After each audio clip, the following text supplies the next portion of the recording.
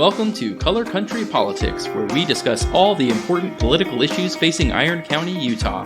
Our guests include elected officials and community leaders in or representing Iron County.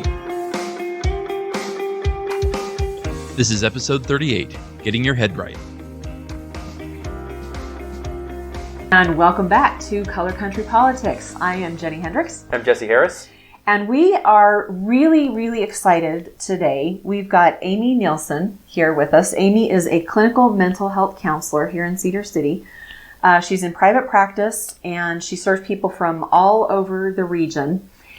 And we've got Amy on today because we're kind of going to get real with you. There's been so many things in the news and so many people that sort of have touched my life personally and sort of a conversation in the community about suicide.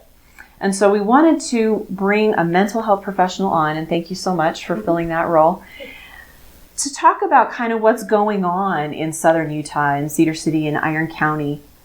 And is this something that we need to kind of elevate the conversation about? And is this something that we can really address as a community? So again, Amy, thank you for coming on.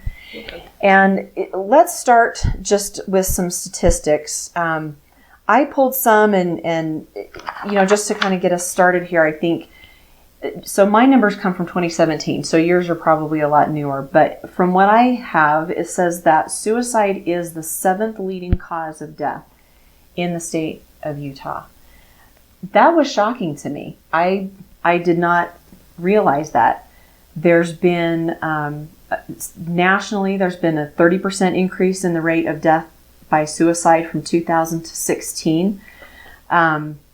Suicides among girls and women have gone up, and suicides among boys and men have gone up. Now that's nationally, and I think you've got something that might give us a little hope as far as Utah and our local areas. Right. So what have you got? What numbers have you brought? Right, so I was provided some great information from Southwest Behavioral Health coming from a database on suicide for like Iron, Washington, and Beaver counties, and then comparing it to the state. Mm-hmm. And overall, and this comes all the way from 1999 as the earliest year, okay, and then up to 2017. So it's going to kind of align with the years that you have. That's okay. For this particular data that I'm talking about mm-hmm. right now. Anyways, overall in Utah, it's not been as drastic a rise as what the national numbers are that you have. So we're actually only seeing kind of a slight increase, honestly. And in our area in Iron County, it's interesting. It kind of increased there for a few years, and then between 2008 and 2012, it peaked. Okay, we have like some high numbers there. Yeah. And then it actually drops down quite a bit more. So looking in comparison, so we're having per 100,000 mm-hmm. population. So in the 2008 to 2012 time, we were looking at, I'm just going to show Iron County here in that spec. It was like about 24 people per 100,000 okay. uh-huh. was the suicide rate there. And then now, here in we're not 2017, but we're closer. But the statistics from 2017. Statistics from 2017 have dropped to 17. Okay. So we actually have come down. Okay. Now, does that mean it's all getting better and it's all great? No, that could be, there's so many factors that could be taken into consideration there. So that's really interesting. And before we started recording, we were actually talking about some of these statistics, and one of the things that you brought up was the economic factors. Yeah. And from 2008 to 12, that was kind of when the bottom fell out of everything. Right. So right. We had a huge amount of our life stressors drastically go up, putting a lot of pressure on everyone. Mm-hmm. And rural areas hit much harder in that economic downturn. A lot of places still haven't bounced back. Yeah.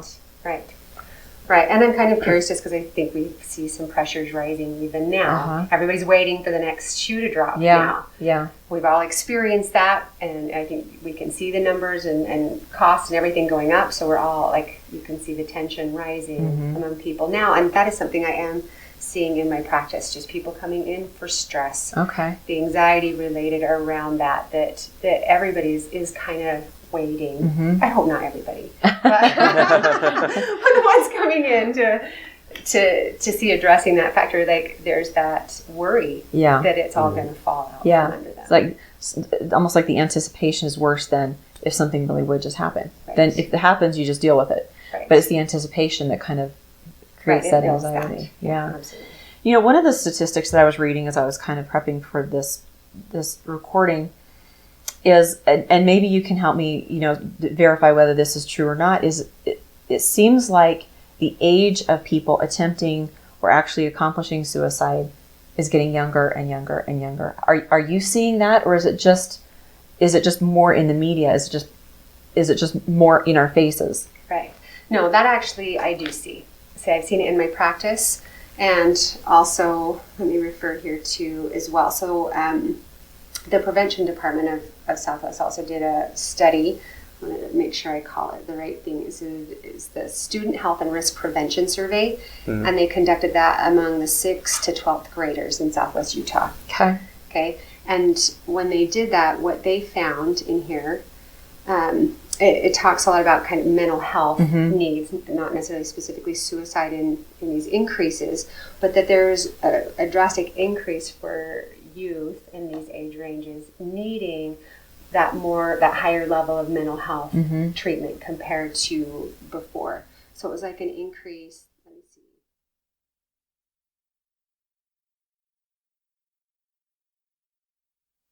It was an increase of 14% needed that level of treatment in 2015 and 19% in 2019. So you're seeing sort of a higher level of mental health stressors at a younger right. age. So they're needing to seek treatment because they're hitting that threshold of, hey, I need help compared to I can cope with it or work with my family with it. So we're seeing that increase. And then to speak to the statistic you're asking about, what I'm seeing in my office that is also here is that what they found is, where is it right here?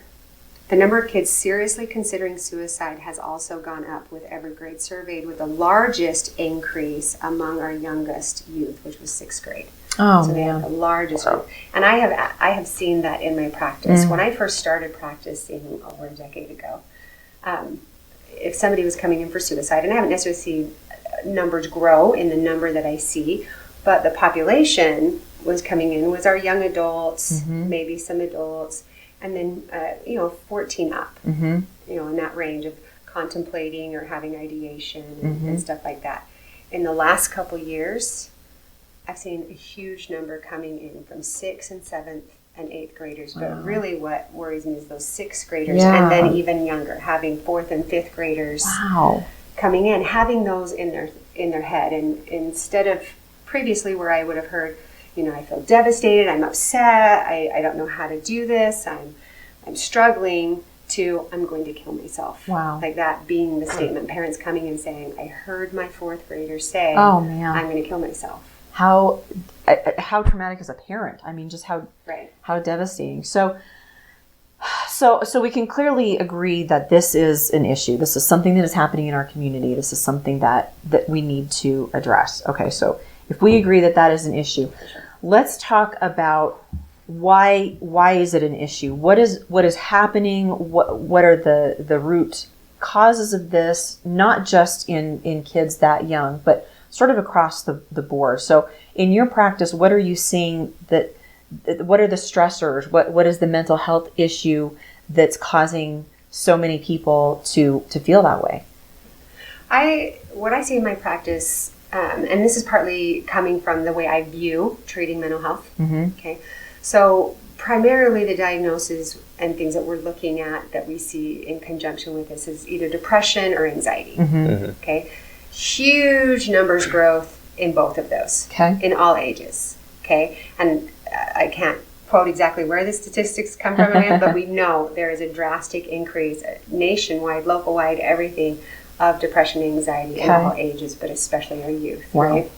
So when I look to treat somebody with depression or anxiety, there's kind of body chemistry and wiring kind of stuff that we look at. Some people, they just, they're just not pumping the right chemicals that they need to get that sense of well-being, and so they get off and their brain's trying to compensate, and it has negative thinking that comes up with that. And then the other factor is what I see the majority of the time, and it comes from unmet needs. Okay, and the body is trying to speak the unmet needs through anxiety. Every human being has anxiety. Sure. It's the way the body is talking, saying, "Hey, I need this." When we're hungry, our body talks to us, right? And we get a certain amount of anxiety that says, "Hey, go find some food." Right? So it then motivates us to do that. But if we have these needs that we don't quite know what they are, then our person here just gets that energy. That energy is flooding them. It's flushing through them. They're like, I don't know what to do with this. It just keeps coming. They start to try to make sense of it. So now, is it because I'm not good enough at school? My teacher looks at me and I'm not good enough for my teacher. She hates me or he hates me. Nobody likes me. My friends don't want to be around me. Whatever it is that they're kind of their storyline that they're creating. And that comes from many places. But they'll create a storyline that creates needs. So am I not connected or attachment? That's the biggest issue right there that I see is lack of connection and attachment. Why is that an issue right now? Because I don't think it was an issue 30 years ago, 35 years ago when I was in high school. I don't think we were dealing with the same things. There were different things that we were dealing with. 80s hair being one of them. Glad I missed that. But I think that the stressors that society has in front of us right now are different than the stressors that we had. So in your practice, when you're talking to people, what is causing the anxiety? What is causing that lack of connection? Right. So it differs depending on the generation I'm working with. Okay, obviously in the adult population, their issues are slightly different than, or drastically different than our younger population. In our older population, some of it speaks to just what we were talking about earlier, like with economics and things like that. Just pressures, and then this expectation of what happiness looks like, what well-being looks like, and struggling with that, and also struggling in relationships as well when people feel inadequate and they don't open up and connect very well in relationships either. But if we start moving down the ages in our generations here, the more, I can't say it causes it because nobody has the research I think yet that flat out says cause it, but I think we all can see the correlation between the more screen time, the more access they're having to computers, gaming, smartphones, any of it, the less human connection is happening. And as human beings, we actually need connection, which is not just sitting next to somebody gaming. I mean, there's a certain amount of fun. I like to play a video game with my boys once in a while. Okay, I'm a mean Mario Kart player, though I still can't win them.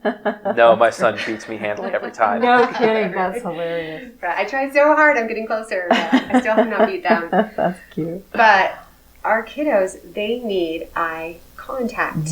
They need somebody to look them in the face and talk with them, ask them about their day. They need to, it gives them a sense of existence. To have that. And so if kiddo walks up to mom or dad or older sibling even or anything, and they're sitting here looking on their phone and they're like, yep, even though I'm like, oh yeah, I answered my child, they didn't get that eye contact that gives them that sense of existence.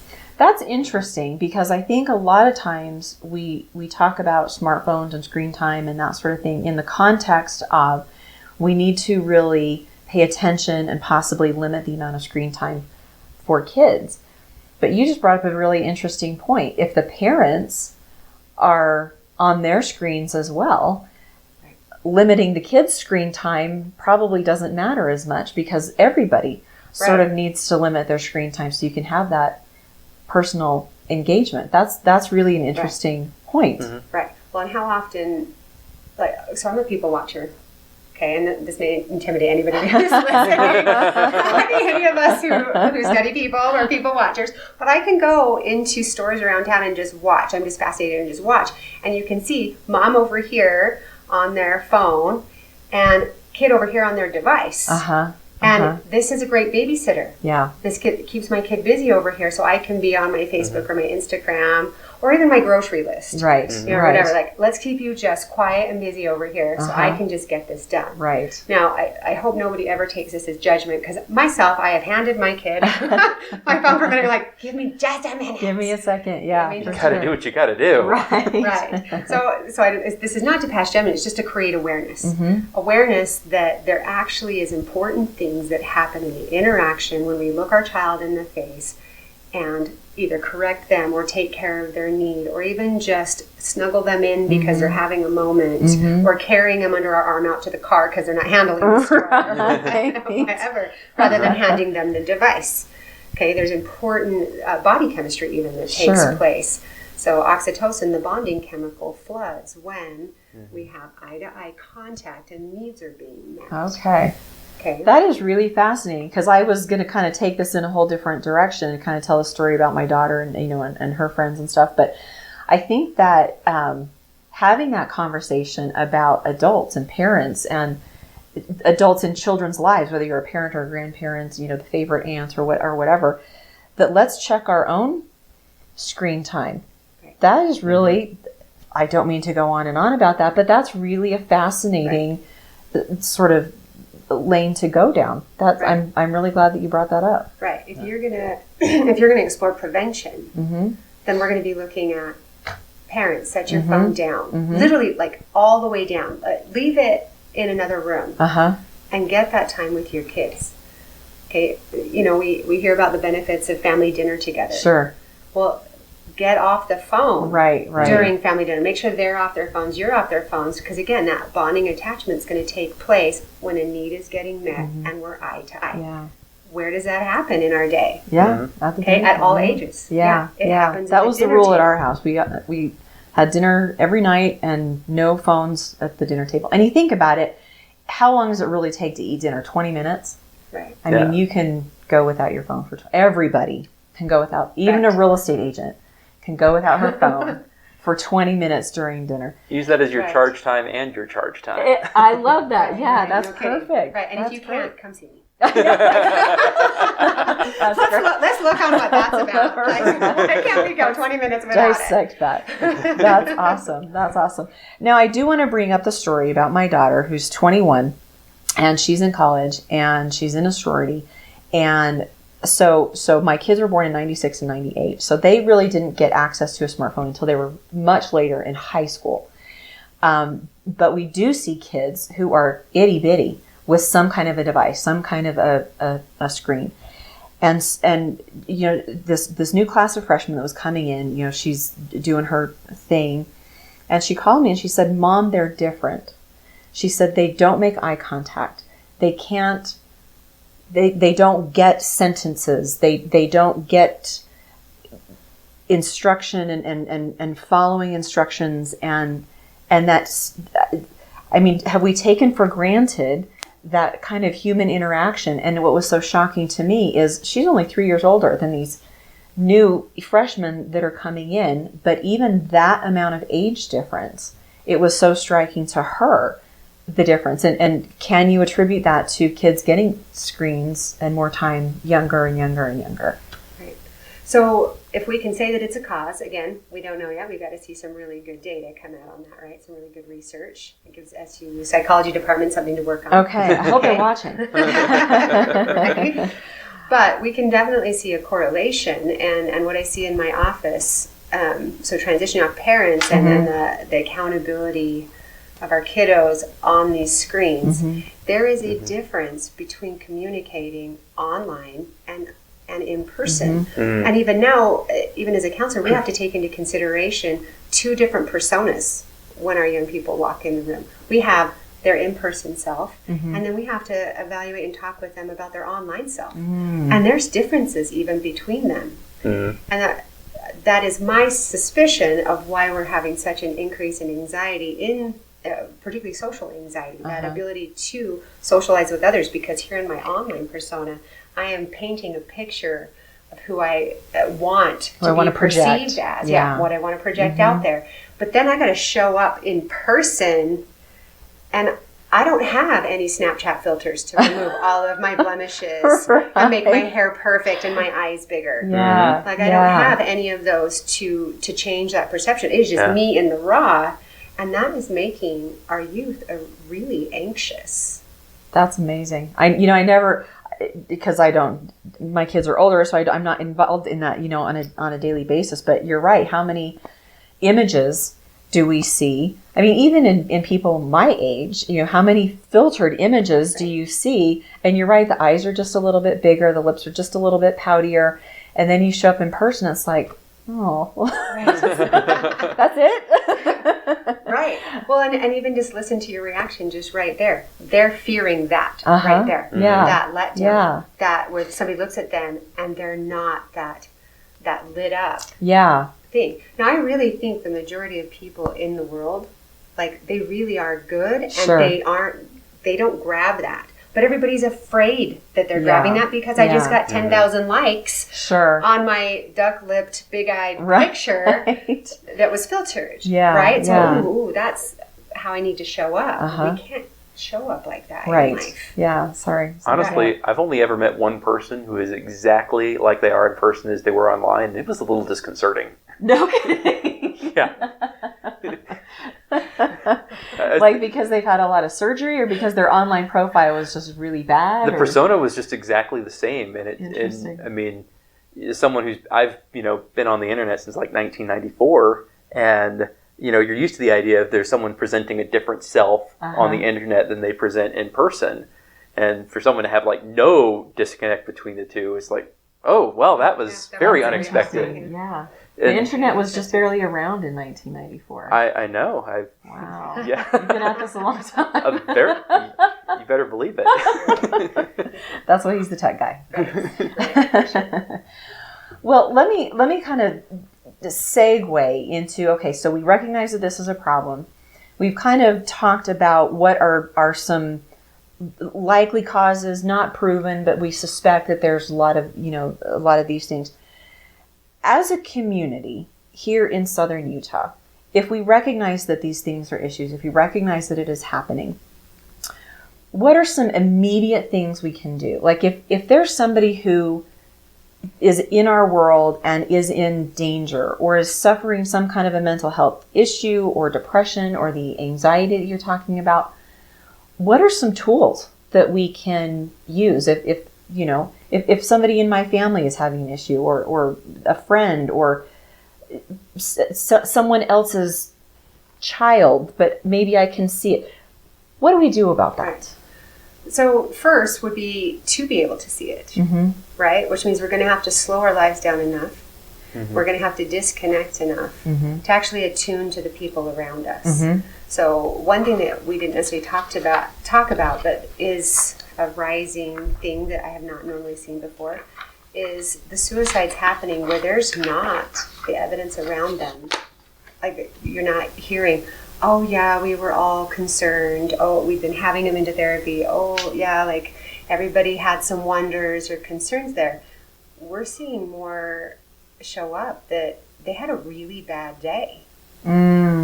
And there's no evidence around them at all that there was evidence. And so how do you catch that? When we've got parents who seem pretty healthy and they're like, we don't know what's up. And the only thing we could find is on their phone, they got dumped by their boyfriend yesterday or whatever. And even friends saying, we had no idea. Obviously, if that's clear and straightforward like that, there's not a whole lot we can do aside from what they are doing out there now. And I love the programs they're bringing to school of awareness and support for the kids, even kids supporting kids and helping that. And they're trying to build a really great awareness for our youth. Get kind of a network of peers talking about it. That's great. Making it so we can just talk about it. And that was one thing on the statistics I did talk about, is that the majority of kids would talk. Okay. Whether to their peers or to their parents. And the younger the kids were more likely to talk to the parents compared to peers. But the talking was still there, that's still possible and open. But the talking's got to happen, right? So we have to attune to the people around us. And when you observe those things, let's just be real about it and talk about it. Like anything else, the more education and awareness Yeah. we have around it gives us more power to work with it, right? Mm-hmm. And another factor that drives, well, really like a major factor that drives depression and anxiety is shame. Mm. And what eliminates shame faster than anything is to speak. Mm-hmm. And so if we can even just talk about it, hey, I noticed you're having a hard day. Hey, I just want you to know I'm aware of you. Hey, you matter to me. Mm-hmm. You know, all the things that are probably going on in their mind, like I'm not good enough, I'm worthless, Mm-hmm. people don't care about me. That can be countered to an extent, Mhm. let me clarify, to an extent by mattering. Mm-hmm. People just showing up in their life and mattering. So we need to take into consideration that and make sure we're speaking it. Get off my phone long enough to look at my kid and say, you matter to me. Yeah. You matter so much to me. I'm not even on my phone, and put it away. Yeah. Okay, there's more that's spoken in those actions Sure. than anything. But even talking about extended out of your family, Mm-hmm. you know, we've gotten away. Like, look at our youth. They interact with each other online. Right. They hang out with their friends online. Right. Right? They don't even go to their houses. They think it's like weird. Okay, I tell my teenage boys, I'm like, invite your friends over, and they're like, Mom, why? my friends don't go to So people's houses. weird. Right, exactly. It's like, That's funny. but That's so weird to me. right? But that physical connection needs to take place. That eye-to-eye contact Mm-hmm. needs to take place. But that creates the attunement that then we can be talking and saying, hey, I see you're having a rough time. Yeah. Let's talk about it. The shame comes down. Uh-huh. We can get some help and work on those things. So I know that I've heard of the myth that by bringing it up, somehow you might be putting it into someone's mind, or if they weren't thinking about it, maybe they're thinking about it now if you ask them about it. My understanding is that's not the case, that if we do have that language to ask, are you thinking about harming yourself? Are you okay? Are you not okay? So in your experience, talking to people and asking those questions is beneficial. It's not harmful. Right. Okay. Absolutely. And for us, whether it was a cause or not, maybe in past generations, Mhm. I don't know. But what we see now is it doesn't matter at this point. They're getting talked to about it. Mm-hmm. Okay, if it's not going to come from us in a healthy way, I promise you they're getting it from the rappers who are rapping about it, the singers who are singing about it, Yeah. the media that, I mean, look at the shows that have come out over the last couple of years. It's blasted in these youth's face that this is an option. We're going to even show you how. We're going to give you ideas. We're going to glamorize and glorify it. It's horrifying. It's spread in our media. Wow. So you can either let your kids learn about this concept, the suicide and self-harm and negative thinking. You can let them learn about it from the rappers, or we can sit down and just be real about it and talk about it, be upfront about it. You used great words, just saying, hey, like, are you thinking of harming yourself? Has that ever come to your mind?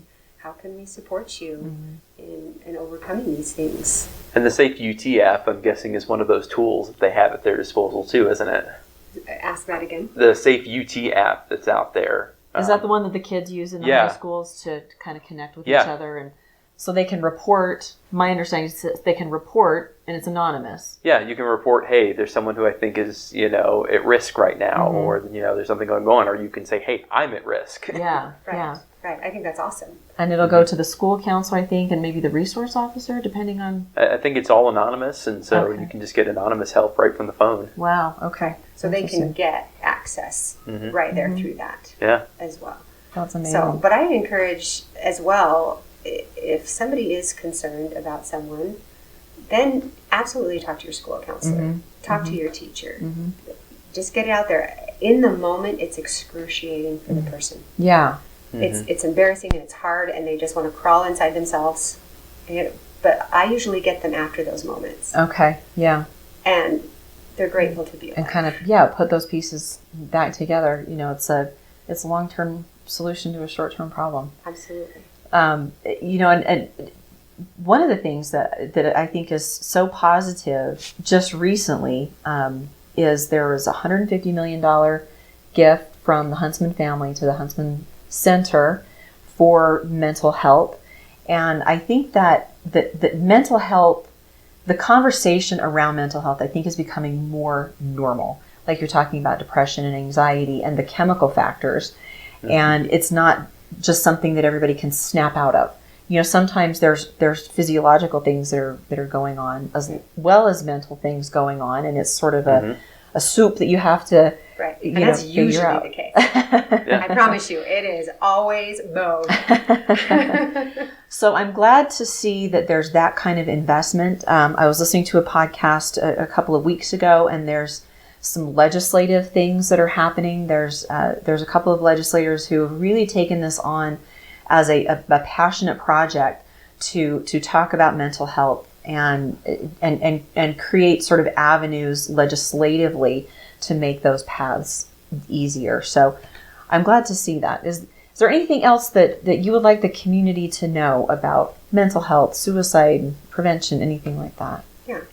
Yeah. One thing it came across in the messages coming from Southwest, but I also want to reiterate it, put both of our testimonies together on that, is that overall, if you look at the statistics and you look at the big picture, overall, the majority of people really are genuinely healthy. Mm-hmm. Good. Like they really are. Good. Okay. Mm-hmm. We have things we need to talk about and things we need to be aware of, but it doesn't help anybody to be driven by fear. Mm-hmm. Okay. And the more we're driven by fear, the more this is going to get worse. Yeah. Mm-hmm. Right? Yeah. So really remembering that really overall, we've got really amazing youth. We have really amazing adults. A lot of people doing really healthy, awesome things. We're learning more and more every day to how to make things even better. So there really is a huge amount of hope and awesome stuff out there. We create awareness because there's still a percentage that we need to take into account and get the support and love that these people need, that everybody needs really, to get their needs met so that we're all as a community healthier. Mm-hmm. So we can't forget them, and we want to give them that space and time to have that attention. But don't lose sight of the reality that really overall, this is a small population still. Good. That's and there's great. so much hope. And don't be terrible or terrified. Uh-huh. Your kid, for sure. Like statistically means everybody's going to have somebody in Right. their family Yeah. or something. Yeah, we do see it a lot more, and a lot more lives are touched by it. That's true. Mm-hmm. But being driven by fear is still not going to help that. Mm-hmm. Mm-hmm. So That's there's a lot to do. Yeah, that's a great thought to leave it on. That as a community, we're actually doing pretty good. We just need to be aware and understand those who aren't necessarily. Right. And get off your phones. And get off your I will phones. not. You heard it here. Unless you're watching Color Country Politics, then you can be on your phone. Amy, thank you so much for coming in. We appreciate your expertise and your insights and your willingness to share your time with us today. Sure. This has been Color Country Politics, and we'll see you next time.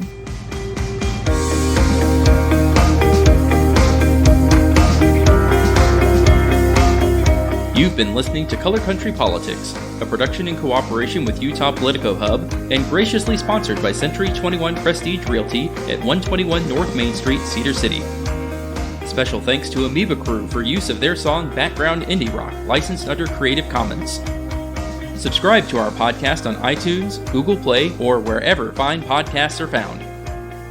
Also, check out our YouTube channel where we post video of our interviews. And don't forget to follow us on Twitter, Facebook, and our website at www.colorcountrypolitics.com.